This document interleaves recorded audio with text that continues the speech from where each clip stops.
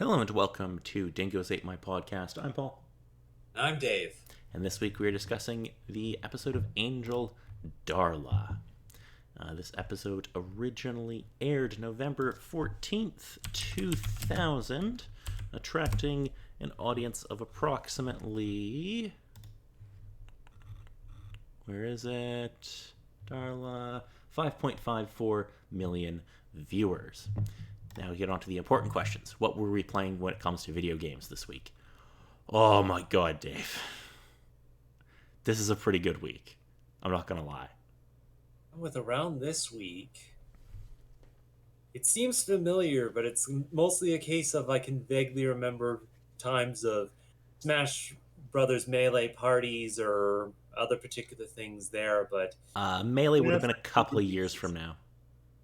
yeah, but still, it'd be the big thing that we would have been playing at the time.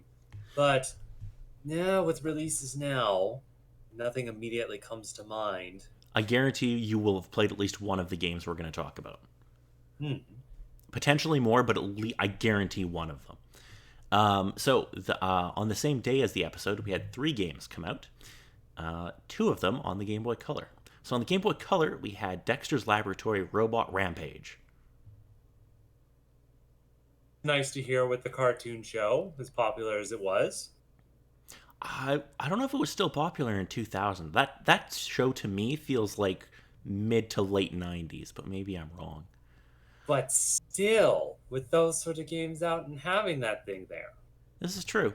On the same day, we got the Powerpuff Girls Bad Mojo Jojo. Which makes perfect sense. I feel like that was around that time that Powerpuff Girls was really big, so yeah. Yep. Did you ever watch Powerpuff Girls? Because I never did. I can vaguely recall some of the early episodes. Again, it was there, but it was kind of a case of I essentially just watched it because it was on the television at the time. Understood. On the same day as well, we got a little game on the Dreamcast that I've never played, and I feel like I really want to because it's probably shit. Hmm. Uh, Tell me if you've ever even heard of it. It's a game called Sonic Shuffle. I've heard of that one within the Sonic collection of games, but I can't specifically recall gameplay or anything like that. So basically, Sega went, Mario Party's really popular. Let's clone that. Hmm. Because I can think of a couple of Mario Party games that Sonic tried, but I think they were in a couple of the not spe- Yeah, no, apparently this is a really bad clone of like a Mario Party game, and I really want to play it. And on the one hand, I'm not of the big juggernauts. Eh, it was a case of Sega needed something, so They desperately needed a hit at this point for the Dreamcast, because the Dreamcast was, well, it wasn't long for the world. I'm What, Dave? You're cutting out there here? What? Let's. nuts. Checking things in. Oh, that's much better actually now. If you've done anything. Oh. Okay, I'm gonna just pause the recording for a second here. Alrighty, so yes, we talked about Sonic Shuffle and the Dreamcast desperately needing a hit at this point because it was not long for the world. So true. Because it would be discontinued like in less than 6 months. Because it was like early 2001, I think it got discontinued. Mm-hmm. Where is it? Discontinued, yeah, March 31st, 2001. So it was not long for the world. Which was sad because the Dreamcast was pretty cool. Alrighty. So now if you waited a couple of days until November 16th, you'd get to play from memory what was a really shite game. Dave, I doubt you ever played this game, but did you ever play Blues Brothers 2000? No. And on the one hand, I'm mildly intrigued, but on the other hand, ooh. Just ooh. Okay, so from memory, I remember renting this game with a friend and it being utter shite. On the one hand, I'm mainly not surprised, but on the one other small little case, just the case that it's sad because it's brothers. Yeah, but it's also based on the Blues Brothers 2000 movie, Uh, yeah. Again, it which was was nice not to. good. Again, from memory. And let's also like not forget that this was made by Titus Interactive, and they were not, Ooh. how we say, like the best Ooh. developer. Ooh. Out of all the ones that could have went with. Ugh. So yeah, for anybody who doesn't know, they're the folks who made the fucking Superman game on the N64.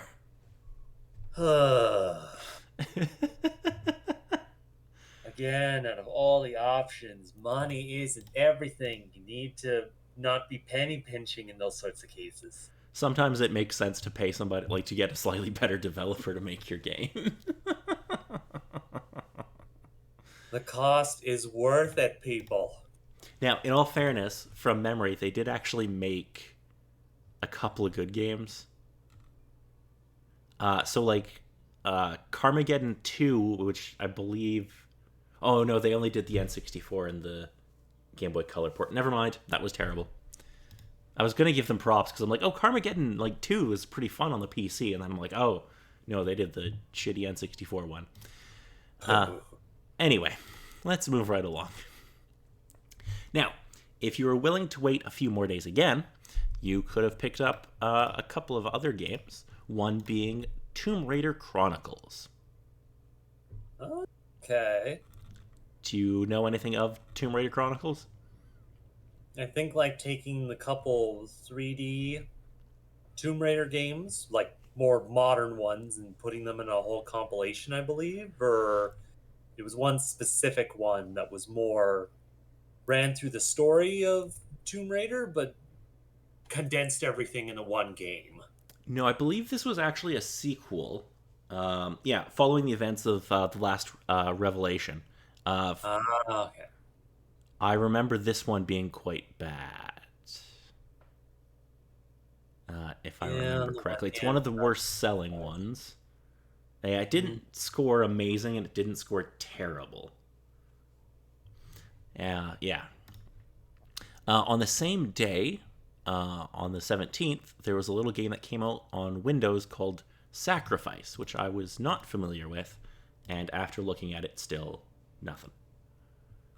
Yeah, no, I've got nothing. It looks like you play as like a wizard, and there's like this like apocalyptic thing, and I don't know, not for me. Eh. However, if you waited 2 more days, you could have picked up a game that's very much for me. A little game came to PC called Hitman, codename 47. And then guessing this was the start of it, or was this just an update to it? This was the first Hitman game. Okay. Start of a legendary series. Yes, actually, the first game did not review super well. It was, I want to say it scored like 7 out of 10s kind of thing. But Mm. the But on whole, that's actually not too bad. It was mostly just a case of maybe not up to people's tastes and or technology at the time only took it so far. yeah, and the sequel, Silent Assassin, would do much better. So they kind of learned their lessons and made a much better game later on. Okay, now if you were willing to wait one more day, you got a bunch of great, well, not a bunch of great options. You get one great option and some other subpar ones. But for a subpar option on the PS1, you could have picked up 007 Racing. Have you ever played And I'm 007 not Racing? surprised, but on the other hand, really, out of all the particular series that you could have done that with, you really went with 007.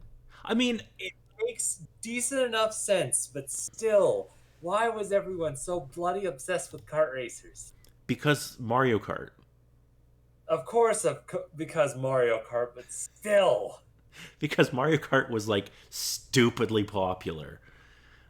Like, oh man, we need to make a kart racer. Move, move, move. And then But we don't know how to make kart racers. I'm not disputing this, but like also you also had Diddy Kong Racing, which came out around the same time and was extremely popular. It's almost like Mhm. Nintendo and their related studios know how to make these kind of games, And make them good. and Technics doesn't. Just sorry, Technics, but you made some shite. For those of you who don't know, Technics, Dave, I don't know if you're familiar with Technics, but they've made an infamous game as well. Oh boy. Have you ever heard of Ride to Hell Retribution? Oh. I know of it, and I thank God that I haven't had the chance to play it. But worse is some of the particular scenes were burned into my brain out of the curiosity of seeing a review about it. Anybody who's not familiar with Ride to Hell Retribution needs to look that shit up because it's fucking hilarious. I do not doubt, I will mildly agree on that, but any particular person that I understand that those people are out there and kind of like the style that this particular game kind of has. Everyone, I'm sure, goes through that kind of phase, but still, this is not the game to use for it. Ugh. It's oh, Ugh. just somebody just watch anybody's review on it that has footage. It's the funniest game ever. It's terrible. Like, don't play it, but watch a review because it's very funny. Indeed. Also, on the same day, you could have picked up what I would assume would have to be a better game than 007 Racing in Batman Beyond Return of the Joker on the PS1. Ooh. Okay. Which, I mean, it can't be worse than 007 Racing because that game's bad. Like, I don't think I know too much about it. I have vague flashbacks of seeing little bits of gameplay, nothing that I specifically played, but I think on whole, for the time, it worked fairly well. Yeah, I don't know if I ever played that one. But on the same day, if you weren't into either of those, and you're like, it's not really my thing, and you had a Dreamcast, you could pick up a little game called Dave Mirra Freestyle BMX. Now, why you Ooh. would buy this over Tony Hawk, I do not know. Yeah. Because what game Suppose in the Tony Hawk series was out at this point? I want to say 2, maybe 3. I don't know. In case there's a person likes BMX and all that sort of stuff, so yeah, they want that sort of style instead of skateboarding. Yeah, but I mean, like. Yeah, see, Pro Skater 2 was already out at this point. And Pro Skater 3, I want to say, wasn't far off. But it is the bikes, and with some people, you can't change their minds on it. Yeah, but the game, I want to say this game wasn't very good. Yeah, it's averaging like 7s out of 10 according to the list here on Wikipedia. So not terrible, but you could have picked up a better game. Anyway, and finally, the one game I am 99.9% sure that you've played on this list, also on November 20th. If the last 3, for whatever reason, just didn't get you, there's a little game that came out called Banjo-Tooie. I would very much like to say that yes, I have had the chance to play this, but I was several years late to it. I mean, that's fair enough. In all fairness, And I don't think I've ever played any. Have I played a Banjo? I think I played a little bit of the first one, and that's about it. I think supposedly when I got it, when I was on the Xbox. Yeah, I played, like, on Game Pass, I think I played a little bit of the first one, but that's about the extent of it. Yeah. And again, at the time, it just wasn't even on my radar with that sort of thing. I think one, because I had the one other particular collectathon that they released earlier with the system that absolutely. Dave? You cut out again there, bud. All right, Dave, so what was this other collectathon you were playing? In my case, I had Donkey Kong 64 that released earlier on in the year, around that sort of time there. And then if it wasn't any other party game, it just did not pass on my radar. I mean, fair enough. Fair enough. Donkey Kong 64 was also not a game that I played a whole lot. I actually never even bought it. Kind of a case of if you didn't get it on release day or it wasn't on your radar, there wasn't much of a chance you'd get it. I also just a friend of mine had it, and I played it a bit at his place, and I was just like, eh. Just I Yeah, it's kind of a case of the idea for it is decent, but just with the technology at the time and how you had to work within the system, it had a lot of kind of hoops that you had to kind of jump through for it. So if you didn't like it, there's not a good chance you enjoy it the rest of the way through. This is also the generation where I started to play less games because there were so many of these collectathons, and I just dislike collectathons. Yeah, it was kind of one of the big things that exploded. It was either that or you'd have to go into all the party games, whether it be the kart racers, the party compilations, or the Smash Brothers. Which are also games that I'm not super into. So, yeah, I didn't have a whole lot this generation or in the GameCube generation. But anyway, let us go back. And so that was video games. Let's quickly move on to the box office. So, Dave, number one movie in America this week. We're in November of 2000. It's getting a bit cold outside. Yeah, I think it would be too soon for any of the particular seasonal ones or the Oscar winners to pop their heads out. Mm, there's nothing that immediately comes to mind around in November that released in the theaters. I'll give you a hint, Dave. It is a seasonal film. Hmm. Or fall related? Nope, Christmas. Christmas related. No, we're only like a little bit over a month out, so. Yeah, true, true. Again, I can't think of a super big Christmas film. Well, aside from one, but I think that was a couple of years later. Well, Dave, this week, the number one movie in America with box office intake of just over $55 million for its opening weekend is How the Grinch Stole Christmas. The live action one with Jim Carrey? It is. Oh boy.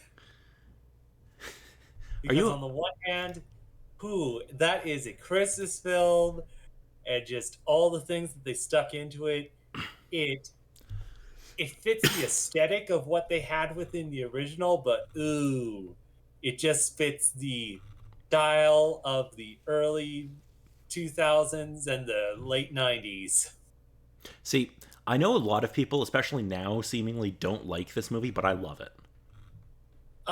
It's just one of those fancy little time capsules that fits within that nice time, and just being a kid around that sort of time, it just fits so perfectly. I still have that on VHS for all you youngsters out there with your silly DVDs. Dave, I think I own this on VHS, DVD, and Blu-ray. I Well, you're think definitely more of a fan than I am, good I sir. think I'd have to check on the Blu-ray. I don't know for sure if I have the Blu-ray. But I also just love any adaptation of The Grinch. Like I watched the 2018 computer animated one. Obviously, I've seen the 66 TV special. Anytime they adapt this story, I'm there. I'm totally in. Always intrigued to see what someone will do with the story. Yeah, and it's just for whatever reason, I really like that particular story. Anyway, number one song in America this week. Unfortunately, it is no longer Creed. Again, with that, again, aside from that time, I'm thinking supposedly there's a chance it would be a boy band, but we're probably past that time I now. will give you a hint, Dave. It is not a boy band. Supposedly, thank God, but Um, mm, still not within that time range that I was kind of like, oh, I know that song because A, I was into it, or B, they played it so much on the radio that it dug into everybody's mindset. Now, anytime it's played now, it causes a mental spasm for everyone. But nah, I don't have any idea with that one for this week. okay. So I'm sure that that nobody's going to be familiar with this particular act, but because they're pretty underground, and nobody from this group went on to be famous at all. It's a little song called "Independent Women" by Destiny's Child. Okay. Yeah, nobody from that ever became famous. Oh, of course not. It's not like they got all the particular things, and even with the case that they didn't finish up with the group, all three of the members went off and did fairly amazing things for their time. Yeah, no, not at all. I guess that wraps up where we were in terms of pop culture. Let's talk about the episode now. The actual discussion of Darla and the wonderful episode that is time jumping. Yes, so we are going to jump around in time a bunch here. I'm going to try to make it as clear as possible to where we are. Okay. And I'm also going to try to cut down because there's a lot in this episode, but also kind of not. It's kind of a marvelous case of the story is kind of small and simple, but we jump to so many different times and so many big things are kind of related to stuff that it's just, ugh. Okay, so we start off with Angel sitting in his bedroom sketching a picture of Darla when Wesley enters asking if he wants to talk. Angel claims there's nothing on his mind, despite being surrounded by dozens of similar pictures. Meanwhile, Darla is Oh, sitting... he's good. He's fine. Oh, yeah, no, fine. Meanwhile, Darla is sitting in her apartment surrounded by smashed mirrors. Lindsay arrives, and Darla, who is now starting to experience the weight of having the soul she was resurrected with, tells him that she started remembering everything she did as a vampire. As Lindsay laments sending Darla to Angel too soon, she tells him that she and Angel are now far more than enemies, they're soulmates. Oh, great. Now we cut back to the Virginia colony in 1609. Okay. So we start in a bedroom where there's a prostitute who will become Darla is lying on her deathbed, covered in sores from the syphilis that is killing her. Asking that the blinds be closed, she receives a visit from a hooded figure who appears to be a priest who asks everyone else to leave. Darla states that she needs nothing from God and she should just be allowed to die. But the priest tells her that she is not going to die but be reborn. At that point, he pulls back the hood and reveals himself to be the Master. Oh, that. Darla believes that he is death, but he tells her that he is her savior and promises to help her just like God has refused to. With that, he bites her and obviously turns her to a vampire. Okay. And thus the start of Darla's story. Now we go back to modern day, or in air quotes, modern day for the show. In the hotel, Angel is still desperate to track Darla down, but Wesley and Cordelia are trying to talk him out of it, telling him not only will it be dangerous, but difficult when it comes to working out exactly where she is. Gunn reminds him that Wolfram and Hart will be housing Darla, and they should be able to work out where she is by following their real estate acquisitions and expenses. Cordelia and Wesley begin chasing this lead as Angel tells them that Darla always liked somewhere with a view. And after that, we cut back to London in 1760. Darla has brought Angelus before the Master to show off her wonderful new creation, breaking about the destruction they caused through South Wales and the north of England, and have him inducted into the Order of Aurelius. Aurelius. I don't know how you're supposed to pronounce it. Angelus is unimpressed by the fact of the order. Supposedly, an elite group of vampires are reduced to living in the sewer. The Master explains that the order gives tribute to the old ones while waiting for the day to rise. But Angelus questions why they don't simply go to the surface now before insulting the Master directly and sitting on his throne. Darla is horrified and quickly tries to apologize for Angelus, who receives a beating for his words. Regardless, Angelus regrets nothing and asks Darla if she really wants to stay in a rat-infested sinkhole or join him on a trip to Naples, where he'll treat her to luxury and promises her anything she wants. The Master initially expects Darla to remain loyal to him, her sire, only to realize that she's choosing the stallion over him. Despite his anger, the Master allows them to leave, knowing the day will come when Darla returns to him. Okay.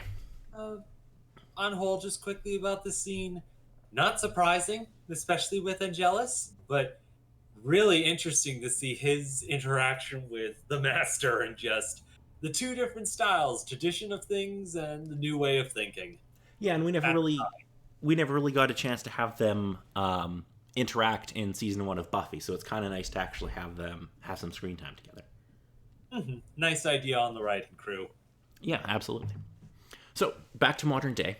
The team is researching, and Angel has found the name Darla didn't come into common use until well after a century she was born. This makes Angel realize that the Master gave it to her, and he never knew his sire's real name. Darla arrives with no new leads, and Angel wonders why Wolfram Hart brought her back as a human. Wesley suggests it might have been the only way to bring her back, or it could have been so that they could control her before warning Angel. The whole point to resurrecting Darla may have been to keep them all distracted, and that if that was the plan, it's working perfectly. Lindsay has taken Darla to Wolfram Hart to stop her from hurting herself, only to bump into Holland. After exchanging pleasantries with Darla, he reminds Lindsay that she wasn't meant to be brought into the firm after she made contact with Angel. However, Lindsay mentions that she's starting to show signs of PTSD. Holland tells him that things are moving far faster than they thought, and tells him that he did the right thing. He then orders that Darla not be allowed to leave the building before suggesting all shop objects are removed from her reach. Okay, and now we cut to London in 1880. Angelus, Darla, and Drusilla have just fed on a sailor, and while Angelus and Darla relish the meal, Drew is feeling despondent due to her loneliness. Darla offers to share Angelus with her, but Drew tells her that Angelus's mind is too full of her. Angelus suggests that Drew make her own partner, and she quickly latches onto the idea, dreaming of taking a brave knight and making him hers forever.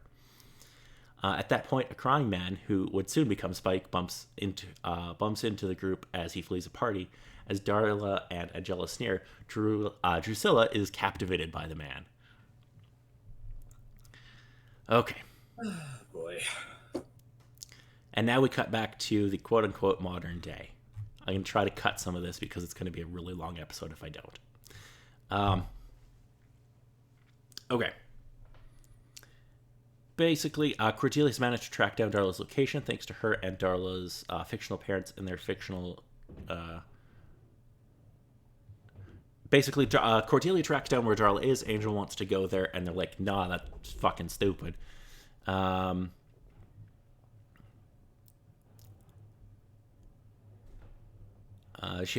realize that Darla has been Darla far longer than anybody else, and wonders who it was that they brought back from hell, the prostitute that without a name or the vampire who killed hundreds. Lindsay replies that they just brought her back, and Darla moves in for a kiss, accusing him of wanting her since the first moment they met. Lindsay tries to resist, but soon gives in. Darla then bites his neck, telling Lindsay that's how vampires get what they want. Tearfully, she tells him that she can feel her body slowly dying while describing her soul as a cancer. We cut back to Romania in 1898. Okay. Now, Angel has just got his soul back and is half crazed. Darla has tracked down the Romani clan that cursed him and asks them to reverse the spell. They refuse, telling him Angel must suffer as his victims did, but Darla is insistent. Drusilla asks Darla where Angelus is, and she is loath to begin a massacre without him.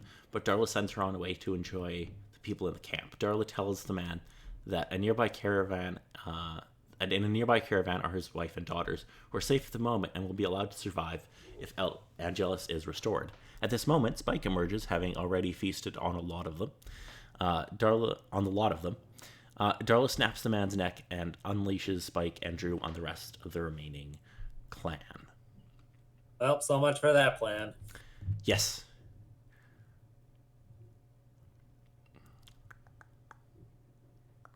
Wesley and Gunn show Angels of the trashed room where Darla was staying, and he notices that the mirrors were all smashed, proving to him that Darla is starting to feel guilt for what she did.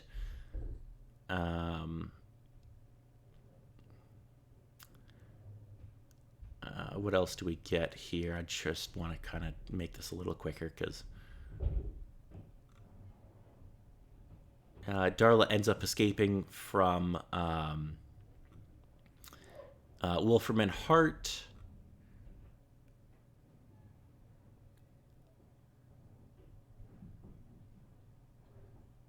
Shooting the security guard dead.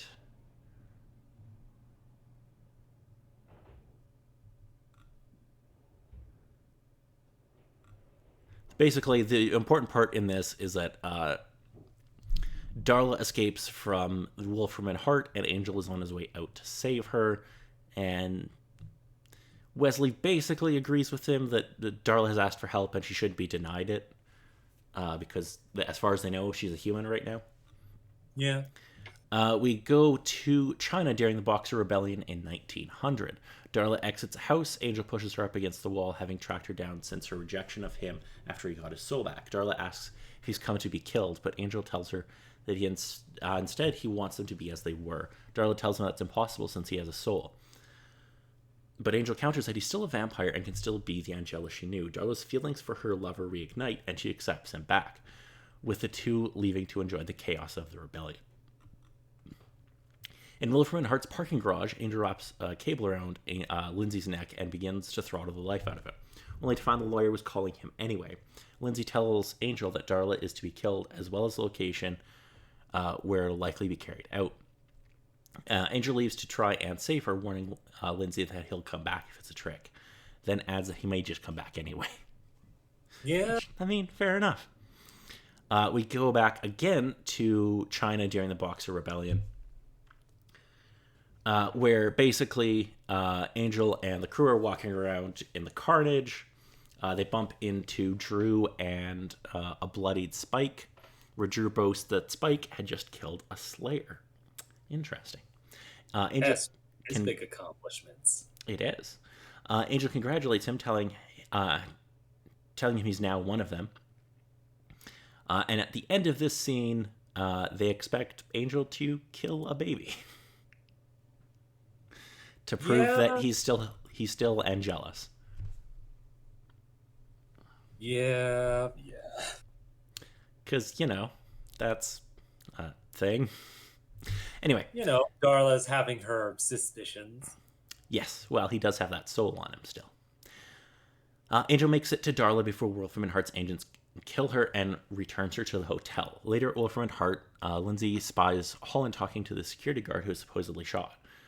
Confronting his boss, Lindsay accused Holland of playing him, but Holland tells him that they just needed him to believe what was happening, as they now have their desired conclusion. Angel is with Darla. Lindsay warns Holland that there's no way Angel is going to experience a moment of pure happiness with Darla, as he's too noble to take advantage. But Holland assures him that everyone is aware that there's no chance of physical intimacy between the two. Instead, they're hoping he's going to save her another way. In the hotel, Darla wakes up where Angel is waiting for her and admits that she feels lucky that she's with someone who can understand the pain she's suffering. Darla notes that she was originally supposed to get him, but now finds that she needs him to help her make the pain stop. Angel tells her that it'll take time, but she reminds him it takes seconds, as she wants him to end her suffering by turning her back into a vampire. Angel refuses outright and tells her the life she's got back is a gift, but she can only see life as suffering and pain, and wants him to return the favor she did for him. Angel tells Darla that by turning him into a vampire, she didn't help him, but damned him. Darla tells him that it doesn't have to be a favor, but revenge if he prefers that instead. Angel tells her that he still can't do it. Finally, we cut back to China during the Boxer Rebellion. Angel can't bring himself to kill the baby, obviously, and instead escapes with it. And finally, we go back to the hotel in present day, where Darla angrily flees, telling Angel not to seek her out again, and credits roll. Oof. So this was quite an episode. It was just whole history lesson and all the drama, craziness, and all the issue with it. And dropping the hints of what Wolfram and Hart were kind of planning or issue of planning, and just the consequences of what could supposedly happen. Yeah, so here, I don't know if they've specifically said it before, but here we kind of get it confirmed that basically they want Angel to revert to being Angelus. That's a big part of their plan. Yeah. Alrighty. So, quickly, let us look at the international titles. And we actually have quite a few for this. Unfortunately, most of them are the same one, which is just Darla. Just her name. Yes, but there are a few that aren't. So Ooh. I'm sorry, but like normally the Germans win this, but the Finnish know what's up this time. Oh. Okay, so first off, we're gonna go with the Italian, which is one that's slightly different, other than just being Darla, and it's the return of Darla. Okay. However, Yeah. Yeah. in Finnish, oh, they did a good job here. In Finnish, it translates as "old darling." Interesting. I like that. I think that's a good title Yeah, yeah, with because that it, one it there. kind of sneaks in the Darla name a little bit and kind of lets you know what's going on, but there's a bit of mystery to it as well. And I'm down with that. Sounds good. Alrighty, Dave. Now, did you have anything else about this episode? No, I think on whole, it was interesting with this one. It's always a little bit confusing in some cases that, especially with the time jump episodes, it kind of jumps to different time periods. And they try to do their best to sort of keep it related within the story, but sometimes it can be a little bit confusing if you're not focusing enough and following along. But just with how the story panned along and all the story beats, the jumps to the past kind of connected or answered to all the particular questions of what was kind of going on within the story, which definitely fits well within the entire episode. And just the appearances of Drusilla, Spike, all the connections within the story. It was so interesting and great within this episode to sort of see everything kind of come together. And just at the end of the episode, just with how Darla was like, just make me a vampire again. Just the case of, no, that's a bad idea. No, you've been given a life again. You should be allowed to live it. And no, girl, what are you thinking? Yeah, I quite enjoyed the episode, and I agree. Like they do a very good job of like uh, making like what's happening in the present day relate to the when they jump back in time and stuff. They do like this is one of the times that they've been better about kind of connecting those things really clearly. Yeah, absolutely. So I guess if there's nothing else, we'll discuss what we're going to be talking about next week. And next week is going to be an episode called, and I'm probably going to butcher the name here, The Shroud of Roman.